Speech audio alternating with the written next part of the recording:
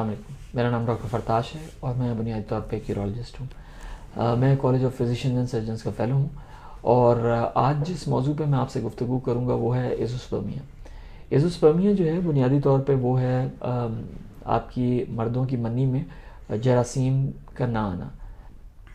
جراثیم بنیادی طور پہ ہم سپرمز کو کہتے ہیں اور جراثیم کی موجودگی یا سپرمز کی موجودگی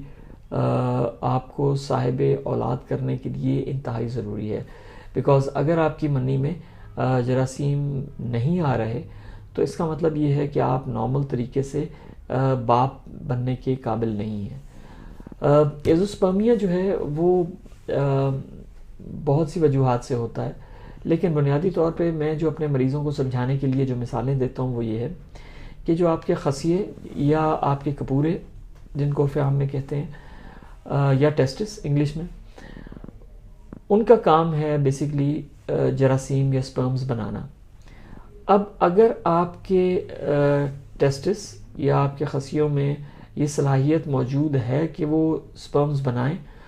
تو پھر تو امکانات ہیں کہ آپ کو باہر بھی سپرمز نکلیں،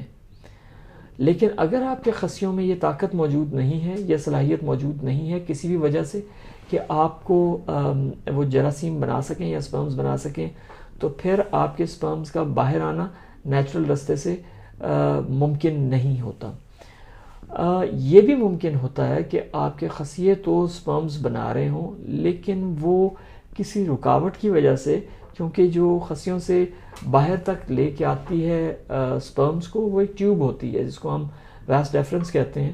اور اگر وہ موجود نہیں ہے یا اس کے اندر رکاوٹ ہے تو پھر بھی یہ ممکن ہے کہ آپ کہ نارمل جو راستہ ہے جو قدرت نے بنایا ہوا ہے اس ذریعے سے سپرمز باہر نہ آئیں۔ اسی طریقے سے اگر آپ میں ہارمونز کی کمی ہے تو سم ٹائمز اس سے بھی، اس کی کمی کی وجہ سے بھی آپ کو آپ کے جو خصیے ہوتے ہیں وہ سپرمز پروڈیوس نہیں کر رہے ہوتے۔ اسی طریقے سے اگر آپ کو پیدائشی طور پہ اگر آپ کا جو خصیے ہیں وہ اوپر ہوں اور نیچے نہ ہوں، مطلب جو آپ کی نیچے تھیلیاں اسکروٹم جن کو کہتے ہیں اس میں نہیں ہیں اور آپ کا آپریشن کر کے نیچے لایا گیا ہے، تو اس میں ممکنات ہوتا ہے کہ اس وقت تک ٹیسٹس ڈیمیج ہو چکے ہوں، اگر وہ بہت ارلی ایج میں نہ ہو تو اس میں صلاحیت جو ہے سپرمز بنانے کی وہ کم ہو گئی ہو۔ تو بہت سی وجوہات ہیں جس کی وجہ سے پیشنٹ ایزوسپرمیا کا شکار ہوتا ہے۔ میرے پاس جب مریض آتا ہے تو مجھے اس کی بہت ڈیٹیلڈ ہسٹری لینی پڑتی ہے اور اس کے بعد اس کو ٹیسٹ بھی لکھنے پڑتے ہیں۔ فار انسٹنس مجھے یہ پوچھنا پڑتا ہے کہ آپ کی کبھی آپریشن تو نہیں ہوا، کیونکہ سم ٹائمز جب ایک مریض کا ہرنیا کا آپریشن ہوتا ہے تو اس کی ایک سائڈ کی جو نالی جو لے کے جا رہی ہوتی ہے سپرمز وہ بھی بند ہو جاتی ہے آپریشن کے دوران، تو اس کے بعد اس کو سپرمز نیچرل راستے سے نہیں آتے۔ اسی طریقے سے اگر آپ کو کوئی چوٹ لگی ہے خصیوں پہ تو اس سے بھی ممکنات ہیں کہ آپ کے ٹیسٹس ڈیمیج ہو گئے ہوں۔ اگر آپ کہیں ایکس رے والی جگہ پہ کام کرتے رہے ہیں تو ریڈیشن سے بھی ڈیمیج ہو سکتے ہیں۔ اگر آپ بہت زیادہ گرم پانی سے نہانے کے شوقین رہے ہیں یا آپ کو کھانا پکانے کا بہت شوق رہا ہے اور آپ آگ کے بہت قریب رہے ہیں تو اس سے بھی آپ کے خصیے ڈیمیج ہو جاتے ہیں۔ اسی طریقے میں اگر آپ کو خدا نخواستہ ٹی بی ہوئی ہے ٹیسٹس کی تو اس میں بھی ہوتا ہے۔ ایک سوال جو میں آپ سے اپنے مریضوں سے پوچھتا ہوں وہ یہ ہے کہ آپ کو کنپیڑے یا ممز تو نہیں ہوئے، کیونکہ ایڈلٹ ایج میں اگر آپ کو ممز ہوں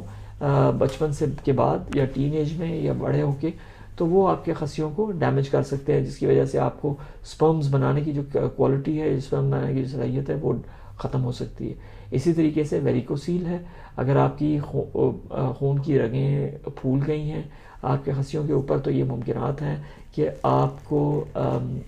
اس میں نکلنے میں جو بننے میں سپرمز بننے میں پرابلم ہو اور وہ ایونچولی گھٹتے گھٹتے بالکل تھوڑے ہو جائیں۔ تو بہت سی وجوہات ہیں جن کی پیشنٹ سے ایزوسپرمیا کا شکار ہوتا ہے۔ ہمیں اس کی تحقیقات کرنی پڑتی ہیں اور سم ٹائمز مجھے پیشنٹ کی بایوپسی یعنی اس کے خصیوں سے آپریشن کر کے پیس لے کے لیبارٹری میں بھجوانا پڑتا ہے، جس کو ہمیں مائکروسکوپ میں دیکھنا پڑتا ہے کہ پیشنٹ کو واقعی جراثیم بن بھی رہے ہیں یا نہیں بن رہے۔ جن مریضوں کو خصیوں میں یا ٹیسٹس میں جراثیم نہیں بن رہے ہوتے تو ان کو میں کو بہت اچھی یا امید افزا خبر نہیں سنا پاتا۔ اس کی ریزن یہ ہے کہ ابھی تک دنیا میں جو سائنسی تحقیقات ہیں ان میں یہ صلاحیت موجود نہیں ہے کہ آپ کے خلیے سے وہ بچہ بنا سکیں، کسی بھی خلیے سے، تو اس کے لیے ضروری ہے کہ آپ کے سپرمز ٹیسٹس میں بن رہے ہوں، تو پھر ہم آپ کو کسی اور موڈیلٹی یا ٹیسٹ ٹیوب بیبی یا کسی اور طریقے سے آپ کو انکریج کر سکیں کہ آپ یہ جو فرٹیلیٹی کی طرف یا اپنے بانجھ پن کا علاج کر سکیں۔